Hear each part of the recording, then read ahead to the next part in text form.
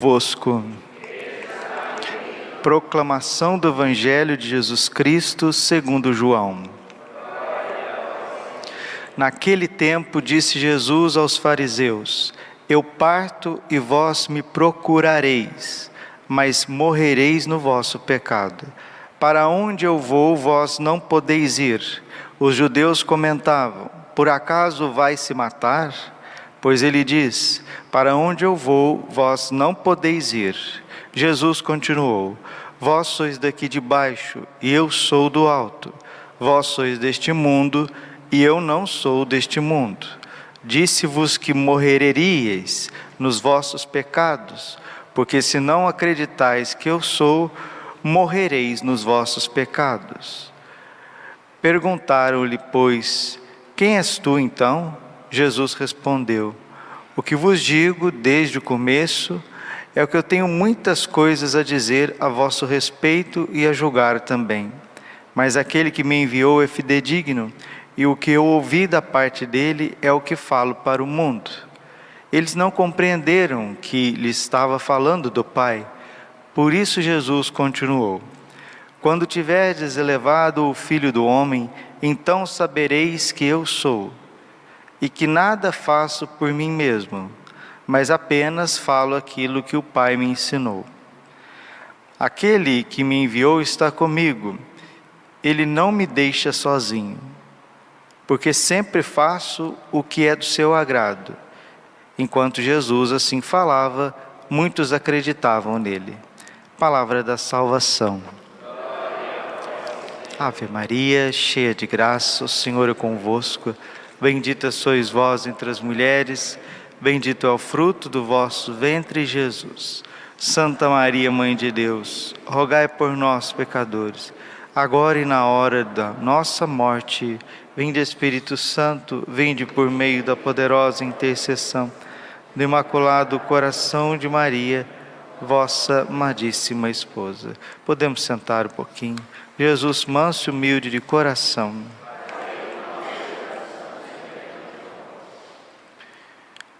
Faze uma serpente abrasadora e coloca como sinal sobre uma haste.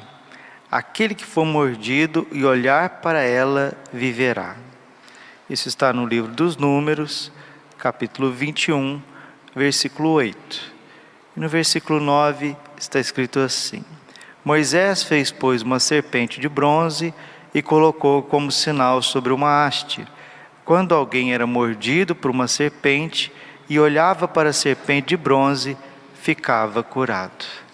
Essa serpente de bronze é símbolo da cruz de nosso Senhor Jesus Cristo. Quando o Filho do Homem for elevado da terra, ele vai atrair todos a si. Como Moisés levantou a serpente no deserto, assim também o Filho do Homem será levantado da cruz. Lá no acampamento dos judeus, essa serpente de bronze numa haste, é claro o símbolo da cura, o símbolo de restaurar de novo a inocência perdida. Por que a serpente? Porque eram as serpentes que picavam os judeus no deserto. E colocar uma serpente lá na cruz significa que, olhando para aquela serpente, você recordaria de onde veio o teu mal. E quando a gente olha para Jesus crucificado, elevado na cruz, a gente recorda de onde veio o nosso mal. E de onde vinham os males que acomediam os judeus? Do pecado. E de onde vêm os males que vão nos acercando? Também do pecado. Quando nós olhamos para Jesus crucificado, o pecado, ele perde a sua força. Porque nós não conseguimos, meus irmãos, olhar para Jesus crucificado e continuar sendo as mesmas pessoas. Porque a cruz está todo o exemplo de amor, todo o exemplo de abnegação, todo o exemplo de renúncia, todo o exemplo de pureza, todo o exemplo de desprendimento, todo o exemplo de fidelidade, Na cruz está todo exemplo de dor. Na cruz está todo exemplo de misericórdia. Na cruz está todo exemplo de uma vitória sobre o mal. A cruz é a síntese de todo o amor que Deus tem por cada um de nós.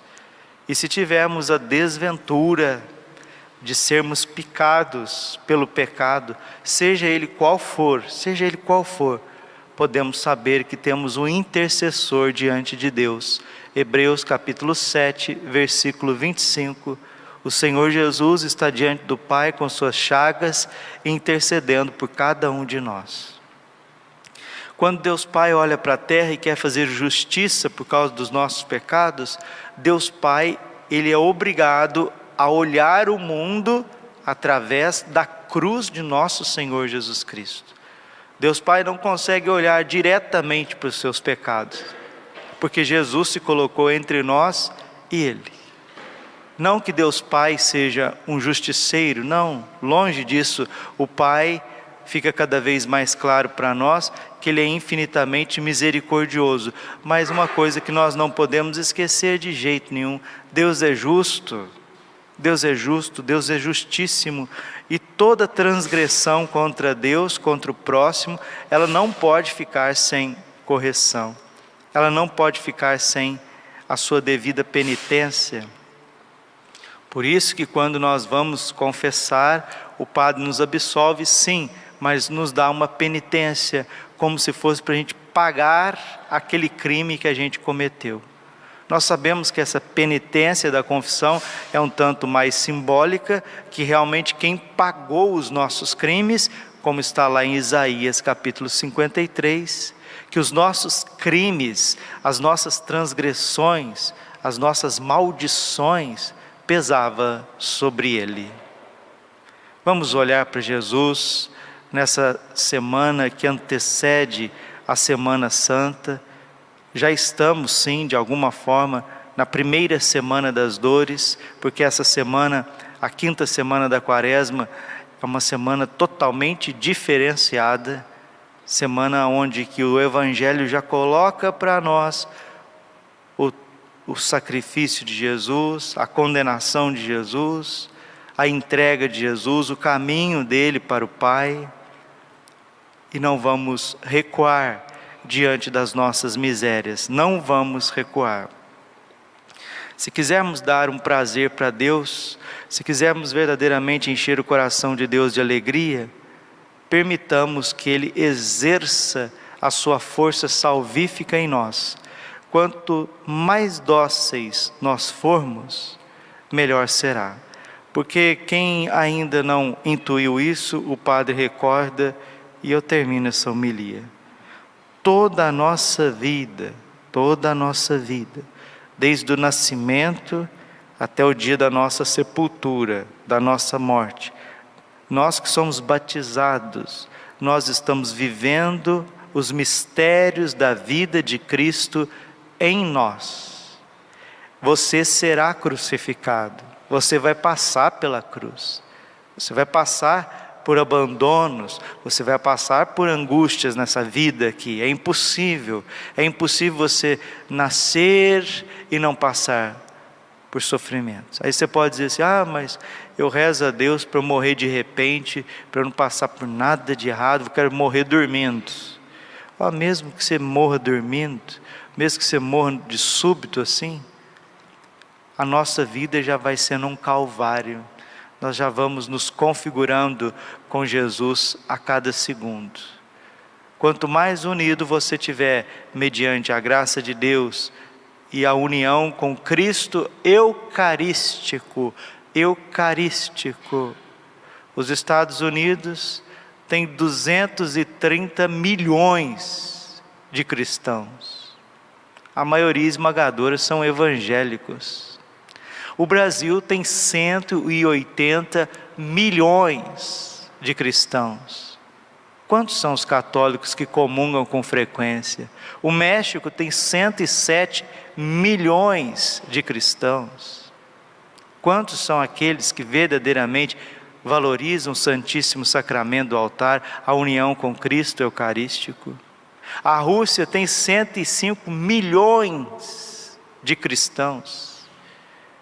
A população da Ucrânia é de 90% de cristãos. São 36 milhões de cristãos a Ucrânia. Então a gente vai percebendo que os países, as nações, no censo, na estatística do número que não deixa mentir, a maioria dos países do Ocidente são cristãos. E olha a crise, olha a derrocada moral que nós, o Ocidente, nos encontramos.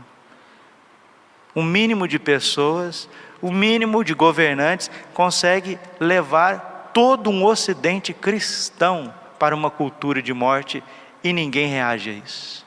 Mas não é reage fazendo guerra, não. É reage interiormente, dizendo, basta, eu não quero isso na minha vida, eu quero uma reforma de vida pessoal. Eu vou rezar o meu rosário, eu vou participar mais da Santa Missa, eu vou aprofundar na catequese. As pessoas não têm catequese. Então a gente percebe que a gente leva o nome de cristãos, mas que no fundo, nós estamos como aqueles judeus lá no deserto, murmurando, fazendo ídolos, caindo em prazeres indecentes e nos afastando cada vez mais de Deus. Que Deus tenha misericórdia e atraia nessa Semana Santa, com o poder da Tua Santa Cruz, Senhor, aqueles que estão mais distantes e converte aqueles que estão perto. Glória ao Pai, ao Filho e ao Espírito Santo, como era no princípio, agora e sempre. Coração imaculado de Maria, confiança, saúde.